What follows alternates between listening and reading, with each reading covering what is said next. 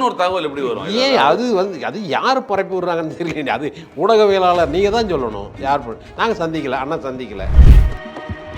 கள்ளக்குறிச்சியில் 51 பேர் செத்து போனாங்க, 61 பேர் செத்து போனாங்க. அதுலேருந்து 15 கிலோமீட்டர் தெல்லுக்கு விக்கிரவாண்டியில் 80% வாக்குப்பதிவு நடக்குது. திமுக எல்லாரும் பீர் தயாரிப்பதற்கு இந்த நெல்மணிகள் தேவைப்படுகிறது. இப்போ மதிப்பிழக்க செய்ய வேண்டும். அப்போ மழையில நினைய வச்சு ஊறி போன நெல்லை குறைந்த விலையில வாங்கி அவர்கள் சாராயம் தயாரித்துக் கொண்டிருக்கிறார்கள்.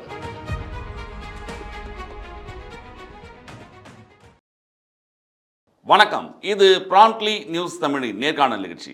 இன்றைய நிகழ்ச்சியில் கலந்து கொண்டு தன்னுடைய கருத்துக்களை தெரிவிப்பதற்காக நாம் தமிழர் கட்சியினுடைய தொழிற்சங்கத்தினுடைய மாநில தலைவர் அன்பு தென்னரசன் அவர்கள் வந்திருக்கிறார். வணக்கம். வணக்கம். தொடர்ந்து நாம் தமிழர் கட்சி மேலே ஒரு குற்றச்சாட்டு சொல்லிட்டே வந்தாங்க. அதை நீங்கள் தொடர்ந்து மறுத்துட்டே வந்தீங்க. பிஜேபியோட பி டீம் அப்படின்னு ரொம்ப நாளாக உங்கள் மேலே ஒரு சொல் இருக்குது. நீங்களும் அது கிடையாதுன்னு மறுத்துட்டே வந்தீங்க. ஆனால் இப்போது பூனைக்குட்டி வெளியில் வந்தது மாதிரி நேற்று ஒரு சம்பவம் நடந்ததாக பரபரப்பான தகவல் பேசப்பட்டது. சீமான் அவர்கள் நிர்மலா சீதாராமன் அவர்களை சந்தித்தார் அப்படின்னு சொல்லிட்டு, ஏற்கனவே அமித்ஷாவை போய் இவர் சந்திக்கிறாங்க, செங்கோட்டையன் அமித்ஷா சந்திக்கிறாரு, நிர்மலா சீதாராமன் சந்திக்கிறாங்க. அது அந்த பக்கம். இந்த பக்கம் திடீர்னு என்ன ஒரு சந்திப்பு நடந்திருக்குன்னு கேள்விப்பட்டால் அதை நீங்கள் மறுத்திருக்காரு. ஆனாலும் தகவல் வெளியில் வந்திருக்கு. அது உண்மை தானது? இல்லை, காய்க்கிற மரம் தான் கல்லடி போடணும்னு சொல்லுங்கள். 8 விழுக்காடு வாக்கை சொலையாக வச்சிட்ருக்கோம். இன்றைக்கி 8 விழுக்காடு வாக்கை இன்னைய தேர்தல் அரசியல் அந்த மார்க்கெட்டில் 8 விழுக்காடு வாக்கு வச்சிருக்கிறவங்களுக்கு எவ்வளோ மதிப்பு இருக்குன்னு உங்களுக்கே தெரியும். எத்தனை கோடிகள் விலை போகுன்னு தெரியும்.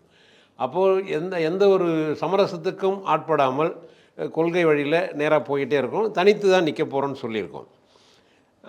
அப்போது எப்படியாவது எங்களை கொண்டு போயிட்டு அந்த மனநிலையை மாற்றி எங்களுக்கு அறிவுரை சொல்கிறவங்களாம் எவ்வளோ நாளைக்கு கஷ்டப்படுவீங்க, நீங்கள் யார் கூடயாவது சேர்ந்து ஒரு 10 சீட்டு பிடிச்சிட்டிங்கன்னா அப்புறம் உங்களை பிடிக்க முடியாது அப்படின்லாம் எங்களுக்கு நல்லது சொல்கிற மாதிரி எங்களை காலி பண்ணுறதுக்கான அந்த வேலை நடந்துக்கிட்டு இருக்குது. இது மாதிரி பொய் பிம்பங்களை பரப்பி இது அண்ணன் அதாவது நிர்மலா சீதாராமனை சந்தித்தாரா அப்படின்னு கேள்விக்குரியவர்களுக்கு கூட இல்லை, சந்தித்தார் அப்படின்னே போட்டாங்க. எதற்காக திடீர்னு ஒரு தகவல் எப்படி வரும்? ஏன் அது யார் பரப்பி விடுறாங்கன்னு தெரியல. அது ஊடகவியலாளர் நீங்கள் தான் சொல்லணும். யார் நாங்கள் சந்திக்கல, அண்ணன் சந்திக்கலை. அப்படி சந்திக்கிறதா இருந்தாக்கா இது மாதிரி நிர்மலா சீதாராமனை சந்திக்க போகிறேன்னு பத்திரிகையாளரை சந்திச்சுட்டு போய் சந்திச்சிருப்பார். அல்ல, நிர்மலா சீதாராமனை சந்திச்சுட்டு வந்தாவது பத்திரிகையாளர்களை சந்திச்சிருப்பார். இதற்காக நான் சந்தித்தேன் அப்படின்ட்டு. அப்படிலாம் ஒன்றுமே இல்லை. அவருக்கு என்ன சந்திக்கணும்னா சந்திக்க போகிறோம், இதில் என்ன இருக்குது? அப்போ ஏன் ரஜினிகாந்த் அவர்களை சந்தித்ததற்கு அப்புறமே கொஞ்சம் பார்வை ஒரு பிஜேபி பக்கம் போகிறதாக பல்வேறு தகவல்கள். இல்லை, அவர் ஒன்றும் ரஜினிகாந்த் எப்போ பிஜேபியில் சேர்ந்தார் அது சொல்லுங்கள். அபிமானி இல்லையா அவர்? அபிமானி. அவர் எப்பயோ சொன்னாரா நான் ஆர்எஸ்எஸ்காரன் அப்படின்ட்டு. அவங்க மகளே சொல்லிக்கிறாங்க, ஐஸ்வர்யாவே சொல்லியிருக்கிறாங்க, எங்கள் அப்பாவை சங்கின்னு சொல்லாதீங்க. அது அவங்க சொல்கிறாங்கன்னா அது அவங்க அப்பாவின் குரல் தானே. அது அவங்க இஷ்டத்துக்கு சொல்லிட முடியுமா? ஒரு அரசியல் நகர்வை ஐஸ்வர்யா அவங்க இஷ்டத்துக்கு சொல்லிட முடியுமா? அவங்க அப்பாவின் குரலாக அவங்க சொல்கிறாங்க, எங்கள் அப்பாவே எப்போதும் சங்கின்னு சொல்லாதீங்க அப்படின்ட்டு. நான் அவரும் ஒன்றும் தனக்கு சங்கின்னு சொல்லிக்கிறேன். ஒரு பொது மனிதராக இருக்கார். வலதுசாரி தத்துவத்தை அவர் ஏற்றிருக்கலாம், அந்த சாயல் அவர்கிட்ட இருக்கலாம். ஆனால் அதுக்காக அவரை சந்திக்கவே கூடாது, ஒரு மனிதனை சந்திக்கவே கூடாதுன்ட்டு எப்படி சொல்கிறீங்க? இல்லை, நீங்கள் அந்த சந்திப்பு நடந்ததே ரவீந்திரன் துரைசாமி எல்லாம் கூட இருக்கும் பொழுது அந்த சந்திப்பில் ஒரு அரசியல் ரீதியான சந்திப்பு, பிஜேபிக்கு ஒரு நாம் தமிழர் இழுக்கிறதுக்கான ஒரு முயற்சி அப்படின்னு பேசப்பட்டது. இல்லை, யாரோ ஒருத்தர் உங்களை சந்திக்கணும்னு விரும்புகிறாருன்னு வச்சுங்க. அவர் என் மூலயமா வர்றாரு, எனக்கு தெரிஞ்சவர் அவர். எனக்கு கார்த்தியை தெரியும், வாங்க சந்திக்கலாம், நான் கூட்டிகிட்டு போனேன். அதுக்காக கார்த்தியை நாம் தமிழர் கட்சியில் சேர்ந்துட்டாரா? இல்லை, நாம் தமிழ் கட்சிக்காரர் அவர் இல்லை. அவர் ஒரு ஊடகவியலாளர், அவர் பொது மனிதரை பண்பாட்டு ரீதியாக போய் சந்திக்கிறோம். இது பண்பாட்டு கூறுகளில் இது ஒரு மனிதனை சந்திப்பு. ஆனால் நாம் தமிழர் கட்சிக்குள்ளேயே இது சம்பந்தம் நிறைய ஒரு பிரச்சனைகள்லாம் நடந்தது, இந்த சந்திப்பு நடந்தது அப்படின்னு எல்லாரும் சொன்னாங்க. அப்படி ஒரு சந்திப்பு கட்சிக்குள்ளே எந்த சலசலப்பும் இங்கே நடக்கலை. அண்ணன் சந்திச்சுட்டு வந்தார், இதுக்காக போய் சந்தித்தேன், இப்படி அண்ணன் இப்படி வரவேற்றாரு. நிர்மலா சந்திச்சாலும் அதே மாதிரி சந்திச்சேன்னு சொல்லியிருப்பீங்க. ஆமாம், சந்திச்சேன்னு இப்போ சொல்லியிருக்க போகிறார். இதில் என்ன இருக்குது? தேவையை ஒட்டி ஒரு தலைமைக்கு எல்லா அதிகாரமும் இருக்குது. ஒரு தலைமை தலைமையை நாங்கள் ஏற்றுக்கொண்டிருக்கிறோம், தலைமையை நம்பி நிற்கிறோம், தலைமை எங்களையும் நம்பி நிற்குது. தலைமை போகுதுன்னா அதில் ஒன்றும் இருக்காது, முக்கியமான கூறுகள் எதுவும் இல்லாமல் இப்போ சந்திச்சிருக்காது அப்படின்ற சிந்தனை எங்ககிட்ட இருக்குது. அதனால் சந்திச்சுட்டு வந்திருந்தாலும் அது ஒன்றும் பெரிய விஷயம் இல்லை. இது சந்திக்கவே இல்லையே, ஏன் இதை பெருசாக்குறீங்க? அப்படி ஒரு நிகழ்வு நடக்கவே இல்லையே. ஹெச் ராஜா போன்றவங்கள்லாம் இப்போ என்ன சொல்ல ஆரம்பிச்சிருக்காங்கன்னா, நாம் தமிழரும் கட்சியும் நம்மளோட இந்து தர்மத்துக்கு ஏற்ற மாதிரி தான் இருக்குது. அவங்களோட கொள்கையும் தமிழ் தேசியமும் இந்தி தேசியமும் ஒன்று தான் அப்படின்ட்டு அவர்கள் அதாவது இந்து அண்ணாமலை மிகப்பெரிய ஒரு ஆதரவளிச்சா பேசுகிறாரு. இதெல்லாமே ஒரு சந்தேகத்துக்குரியதாக இருக்கும்ல. இல்லை, இந்து தேசியம் என்றே ஒன்று இல்லை. இந்து தேசியம் என்ற ஒன்றையே நாங்கள் ஏற்றுக்கல. முதல்ல இந்து என்ற ஒன்றே வெள்ளைக்காரன் போட்ட பிச்சை. அவங்க கூட இந்த மதத்துக்கு பேரே சண்மதம். இது ஆதிசங்கரால் உருவாக்கப்பட்டது. அத்வைதம், துவைதம் எல்லாம் இந்த இது கௌமாரம், கணபத்திரம், சாக்கியம் இதெல்லாம் சேர்த்து ஒரு 5-6 மதத்தை சார்த்து அதுக்கு சண்மதம்ன்ட்டு தான் அந்த ஆள் பேர் வச்சுருந்தார். சண்மதம் 6 ஷண்ணுன்னா 6, நம்மளும் சண்முகம்னு சொல்கிறோம் இல்லையா, 6 முகத்தை தான் சண்முகம்னு சொல்கிறோம். அது 6 மதத்தை சேர்த்து அவர் ஒரு மதமாக சண்மதம்னு வச்சுருந்தார். அதற்கு வெள்ளைக்காரன் பேர் வச்சான். இது மாதிரி வில்லியம் ஜோன்ஸ் இது இந்து மதம்னு பேர் வச்சான். அது அந்த பேர் கூட வெள்ளைக்காரன் கிறித்துவம் வச்ச பேர் தான் அது. அதை தான் இவங்க பிடிச்சி. எங்களை இந்துவாக நாங்கள் கருதி கொள்ளவில்லை. நாம் தமிழர் கட்சி எங்களை நாங்கள் சைவர்களாகவும் வைணவர்களாகவும் தான் நாங்கள் கருதுகிறோம். எங்களுடைய தாய் மதம் சைவம், வைணவம், அவ்வளோதான். 2 மதங்கள் தான் இந்த நாட்டில் இருந்தது, இந்த நாட்டில் தோன்றினது. அதனால் நாங்கள் சைவர்கள், அவ்வளோதான். அதிலும் வீர சைவர்கள். நான் இதை நீங்கள் சொல்கிறீங்க, ஆனால் அவங்க நெருங்குற மாதிரியே இருக்கு. இல்லை, அவங்க தான் எப்போதும் அந்த போர்வையை போற்றிக் கொள்வார்கள். அவர்கள் இந்து போர்வை எல்லாரும் மீதும் போத்துவார்கள். அது மாதிரி எங்கள் மேலே போத்த பார்க்குறார்கள். இல்லை, நாங்கள் அதுக்கு ஆட்பட்டவர்கள் இல்லை. உங்களுடைய இப்போ நீங்கள் சைவம், இன்னொன்று சொன்னீங்க சைவம் வைணவம் மட்டும் தான் உங்களுடைய கொள்கைன்றீங்க. இந்துன்றது இல்லைங்க. இந்து பண்டிகைகள் எப்படி பார்க்குறீங்க? இல்லை, இந்த பண்டிகைகள் எல்லாமே இந்து மதத்திலிருந்து வந்தது இல்லை. அதை நீங்கள் முதல்ல புரிஞ்சுக்கணும். இது ஒன்றும் சாக்கியத்திலிருந்து, ஆதி மதமாகிய சாக்கியத்திலிருந்தெல்லாம் இவங்க கபாலீகரம் செய்யப்பட்ட கூறுகள் தான் எல்லா பண்டிகைகளும். இந்து பண்டிகைகள் எல்லாமே இந்து மதத்துக்கென்று ஒரு பண்டிகைகள் கிடையாது. அது ஒரு மதமே கிடையாதுன்றா அப்புறம் எப்படி நீங்கள் அதை எடுத்துக்கணும்? சைவமும் வைணவமும் இந்துக்குள்ளே தானே வருது. சைவமும் வைணமும் இந்துக்குள்ளே வருதுன்ட்டு தான் அவங்க அடக்கிட்டாங்கன்னு சொல்கிறோமா. சண்மதத்துக்குள்ளே அந்த 6 மதத்தை ஆதிசங்கரர் ஒன்றா சேர்க்கும் போது சைவத்தையும் வைணவத்தையும் அந்த 6 மதங்களுக்குள்ளே சேர்த்து அவர்கள் சண்மதம் சொல்லிகிட்டு இருந்தாங்க. ஆனால் நாங்கள் சைவராகவே தொடர்றதில்ல. உங்களுக்கு என்ன சிக்கல்னு கேட்குறோம். ஆனால் கடவுள் நம்பிக்கையெல்லாம் உண்டு. கடவுள் நம்பிக்கை சைவம் இல்லை, சைவம்னு எடுத்துக்கிட்டாலே நீங்கள் சிவனை கும்பிட்டு தானே ஆகணும். வைணவம்னு நீங்கள் ஏற்றுக்கொண்டாலே மாலியம்னு நீங்கள் ஏற்றுக்கொண்டாலே பெருமாளை கும்பிட்டு தானே ஆகணும். அவருடைய தத்துவங்களை ஏற்று தானே ஆகணும். நாங்கள் கடவுள் மறுப்புன்னு நாங்கள் சொல்ல வரலையே. நீங்கள் தான் பெரியாரையே மறுக்கிறீங்களா? அப்புறம் அப்படி கடவுள் மறுப்பு பெரியாரே கடவுள் மறுப்பு சொல்லியே. பெரியாருடைய பிள்ளைகள் இன்றைக்கி என்ன பண்ணிட்டு இருக்காங்க? கடவுள் மறுப்பு சொல்கிறாங்களா? முதல்வர் அமைச்சருடைய மனைவி இன்றைக்கி கடவுள் மறுப்பு சொல்கிறாங்களா? முதல்வர் சொல்கிறாரா? அவங்க ஒன்றே குலம் ஒருவனே தேவன். ஒன்றே குலம் ஒருவனே தேவன். எல்லா தமிழ்நாட்டில் உள்ள எல்லா கோயிலுக்கும் போயிட்டு வருவாங்களா? போயிட்டு வராங்களா இல்லையா? துர்கா ஸ்டாலின் போயிட்டு வராங்களா இல்லையா? அதை அனுமதிக்கிறாரா இல்லையா? அது திராவிட இயக்கத்தினுடைய தலைவராக இன்றைக்கு இருக்கக்கூடிய தலைவராகிற ஐயா மு.க. ஸ்டாலின் அதை ஆதரிக்கிறாரா இல்லையா? இல்லை, இப்போது இங்கே ஒரு கேள்வி நீங்கள் சொன்னீங்க இல்லையா, முதல்ல எங்களுக்கும் பிஜேபிக்கும் சம்மந்தம் கிடையாதுன்னு ரொம்ப நாள் சொல்லிட்டு தான் வரீங்க. ஆனாலும் ஒரு முயற்சி சீமான் அவர்களை முதல்வராக்குறதுக்காக இந்த கட்சிகள் எல்லாம் ஒன்று கூடுறதுக்கான வாய்ப்புகள் இருக்குன்னு ஒரு பேசப்பட்டது இல்லையா? அது இப்போ யார் எந்த முடிவில் எந்த கருத்தில் இருந்தாலும் அந்த கருத்தை பற்றி நாங்கள் கவலைப்பட முடியாது. அந்த கருத்தை நாங்கள் பரிசீலிக்கவும் முடியாது. நாங்கள் தனித்து நிற்க போகிறோம் அப்படின்னு தனித்து தான் களங்காணுவோன்றதை ஆனால் தொடக்கத்திலேருந்தே சொல்லிட்டு வர்றாரு. இப்போ நாங்கள் வேட்பாளர்களே அறிவிச்சிட்டோம். நேற்று ஏறக்குறைய ஒரு 25 வேட்பாளர். அப்போ கூட்டணி பேச்சுவார்த்தைன்னு ஒன்று இருந்துன்னா அதுக்கு நாங்கள் இடம் கொடுத்துருந்தோம்னா நாங்கள் எப்படி வேட்பாளர் அறிவிப்போம்? வேட்பாளர் நேற்று 25 வேட்பாளர்கள் அறிவிக்கப்பட்டாச்சு. அது அறிவிக்கப்பட்டதுன்னா வெளிப்படையாக அறிவிக்கும். முன்னாடியே இந்த தொகுதியை நீங்கள் தான் அண்ணன் சொல்லி வச்சுருந்தாரு. நேற்று வெளிப்படையாக அறிவிச்சாச்சு. அதில் என்ன இருக்குது? நாங்கள் அப்படி அந்த கூட்டணிக்கெல்லாம் போகல. கூட்டணி சேர்ந்து தேர்தலை சந்திக்கல. தனித்து தான் 234 தொகுதிகளையும் தனித்து தான் போட்டியிட போகிறோம்.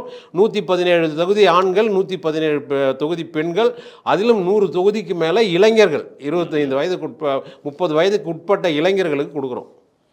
இங்கே இந்த பக்கம் பார்த்தீங்கன்னா திமுக ஒரு வலுவான ஒரு கூட்டணியோட இருக்குது. அதிமுகவும் பிஜேபியும் ஒரு கூட்டணிக்கான எப்படி அமைஞ்சிருச்சுன்னு நமக்கு தெரியுது, கண்ணுக்கு முன்னால் தெரியுது. அந்த கூட்டணி எப்படியும் இறுதி ஆயிடுச்சுன்னு தான் நினைக்கிறோம். நமக்கு இதெல்லாமே தெரியும். ஏன்னா அழைக்கப்பட்டார், சென்றார், ஒன்றானார்கள்ன்ற கதை தாங்க. அப்படிங்கும்போது இந்த பக்கம் பார்த்தா புதிதாக வந்த தாவேகா இந்த இந்த எல்லாமே ஒரு கூட்டணி பலத்தோட தாவேக்காவும் கூட்டணிக்காக முயற்சிகள் இருக்கலாம். அவங்க இருக்கலாம் அவங்க இருக்கலாம். அவங்க தனித்து சொல்லவே இல்லை. தனி நிலைப்பாடு அவங்க இன்னும் தெளிவான நிலைப்பாட்டுக்கு வரல. அவங்க அவங்க ஆனால் கூட்டணி தான் அப்படின்ற மாதிரி நமக்கு தெரியுது. அவங்க கூட்டணி இருக்கும்போது தனியாக திருப்பி நிற்கிறோம் அப்படிங்கிற ஒரு இது இருக்குல்ல. நீங்கள் கூட சொன்னீங்க இல்லையா, பலர் எங்களுக்கு வந்து ஒரு அறிவுரை சொல்கிற மாதிரிலாம் சொல்கிறாங்க அப்படின்னு. ஆனால் அதில் ஒரு சிறு உண்மை இருக்குல்ல. இல்லை நாங்கள் ஒன்று சொல்கிறோம். எங்களுக்கு வந்து இவர்களுக்கு யாருக்கும் இவர்களுடைய கொள்கை என்பது இந்த நாட்டை ஆள வேண்டும் என்பது. எங்களுடைய கொள்கை என்பது எல்லோரையும் போல் இந்த நாட்டு மக்கள் வாழ வேணும் என்பது. இது அதுக்கு நீங்கள் ஆண்டால் தானே வாழ முடியும். இல்லை அதுக்கான முயற்சி தான் நாங்கள் ஒரு கூட்டணி சேர்ந்து மக்கள் மனம் ஒரு 10 இடங்கள் பெற்று இல்லை 30 இடங்கள் பெற்று இல்லை 40 இடங்கள் பெற்று கூட்டணியில் இருந்த கட்சிகள் எல்லாம் இன்றைக்கு எந்த நிலைமையில் இருக்குன்றதை நீங்கள் பாருங்கள். எந்த ஒரு கட்சியாவது கூட்டணி சேர்ந்து அதற்கப்புறம் வளர்ந்தது அப்படின்னு ஒரு கட்சியை சொல்லுங்கள் பார்ப்போம். 1955 56 தேர்தலில் பிரதான எதிர்கட்சி கம்யூனிஸ்ட் கட்சி ஜீவானந்தன் தலைமையில் 53 சீட்டாக என்னமே ஜெயித்தாங்க. அதுலேருந்து அதுங்க வளர்ந்துதா அது சொல்ல முடியுமா உங்களால்? இன்றைக்கி கழுத தெரிஞ்சு கட்டரும்பான மாதிரி 2 சீட்டுக்கு 3 சீட்டுக்கு அல்லாடிக்கிட்டு இருக்காங்க. சிபிஎம்மும் சிபிஐயும் அல்லாடிக்கிட்டு இருக்காங்க. உடனே அதே தான் தேமுதிக நிலைமை 29 இடங்களை வெற்றி பெற்று 35 சீட்டு பெற்று 25 இடங்களை வெற்றி பெற்று பிரதான எதிர்கட்சியாக வந்து நின்னார் அவர் கேப்டன் விஜயகாந்த். ஆனால் அவங்க கட்சியினோட இன்னும் நிலைமை என்ன? யாராவது தங்களை கூட்டணி கூப்பிடுவாங்களா அப்படின்ற நிலைமையில் அவங்க உட்கார்ந்துருக்காங்க.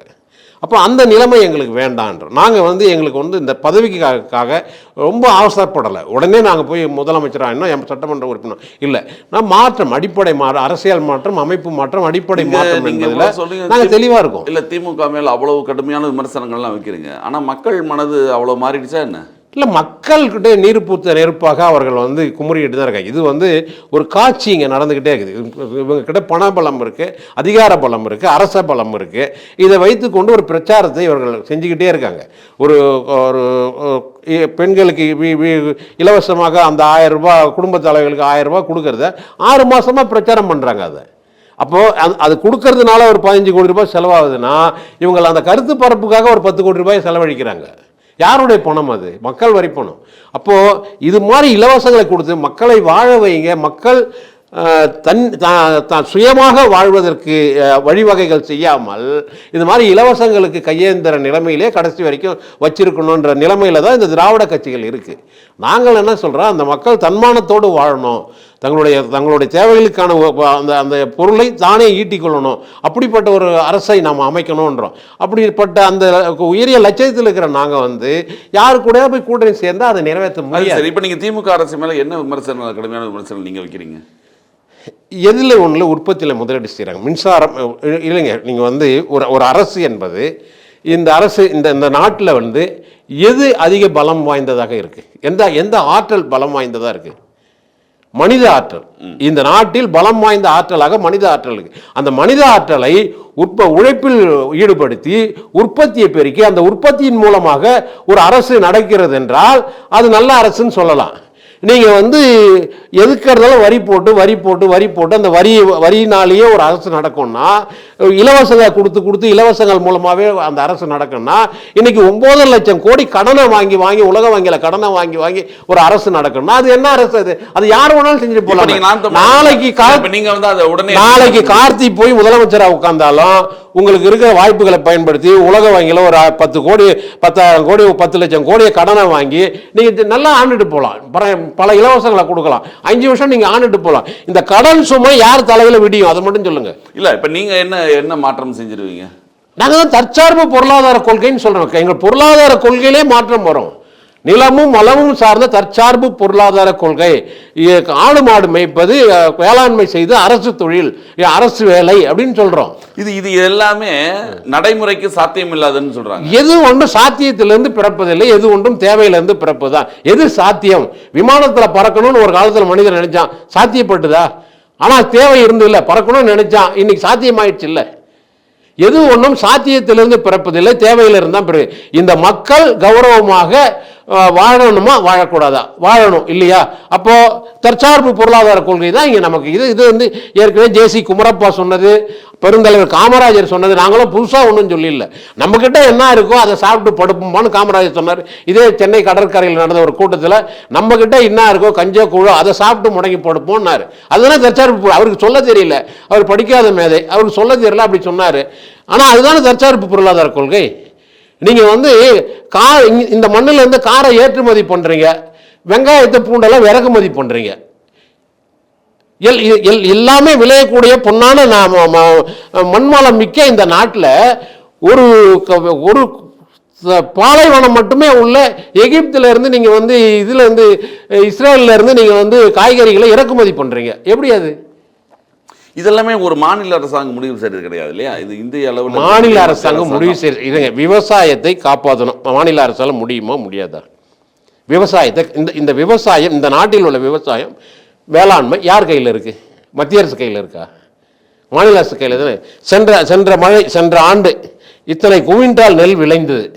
இத்தனை குவிண்டால் நெல்லை பாதுகாக்கிறதுக்கு இவ்வளவு கிடங்குகள் தேவை என்பதை ஒரு ஆண்டுல கணக்கிட முடியாதா?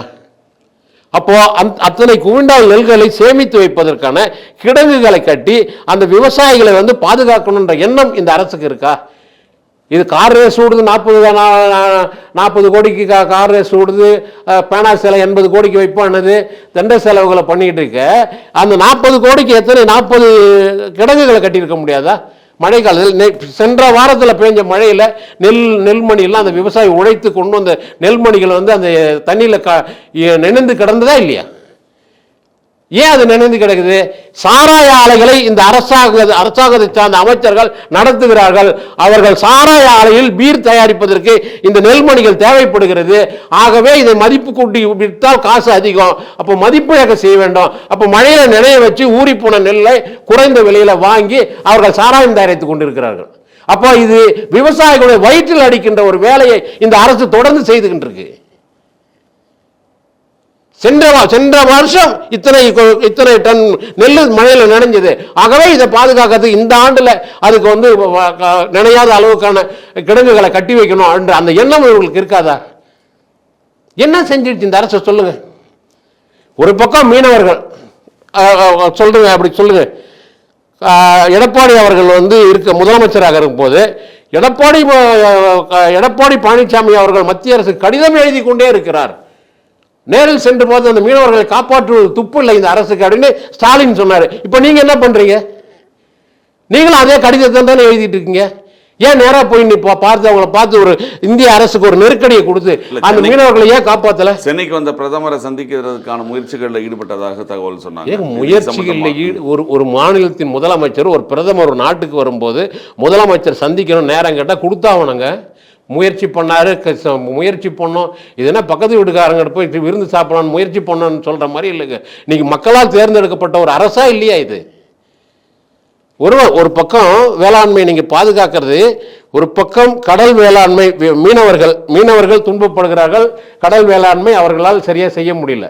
இந்த பக்கம் அதே நேரத்தில் பல்லடத்தில் திருப்பூர்ல பார்த்தா தக்காளி விளைஞ்சிருக்கிற தக்காளியை பறிப்பு கூலி கூட கொடுக்க முடியாது என்பதற்காக விளைந்த தக்காளியில் ஒரு சம்சாரி டிராக்டரை வச்சு உழறாரு.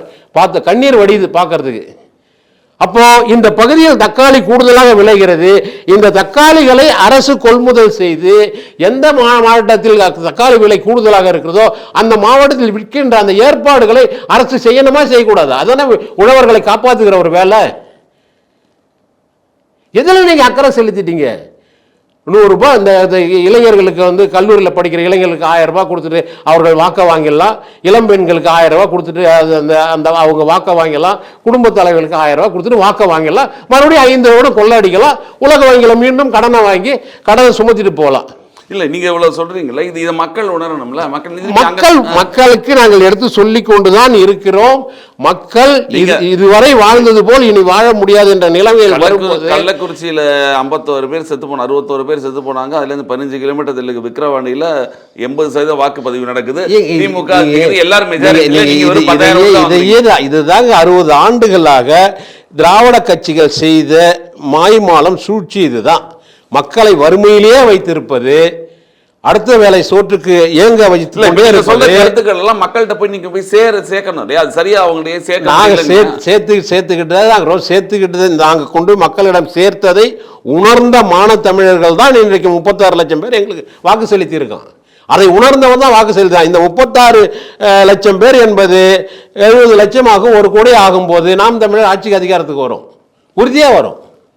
உணர்ந்தவன் தானே ஓட்டு போட்டிருக்கான். ஒத்த பைசா கொடுக்காம, வாக்குக்கு ஒத்த பைசா வாங்காமல் மான தமிழ்னா நின்று நாம் தமிழ் கட்சி வாங்கிய ஒவ்வொரு வாக்கும் மான வாக்கு, கௌரவமிக்க வாக்கு.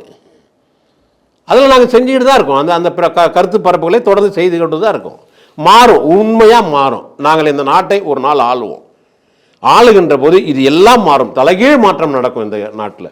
அதுக்கப்புறம் அந்த மக்களே வேதனைப்படுகின்ற அளவுக்கு இந்த அரசை, சீமானை ஒரு 5 ஆண்டுகளுக்கு முன்னாடியே நம்ம முதலமைச்சர் ஆக்கியிருக்கலாமே அப்படின்ற ஏக்கம் மக்கள் மனசில் வரும். அந்த அளவுக்கான ஆட்சி அதிகாரத்தை நாங்கள் கொடுப்போம்.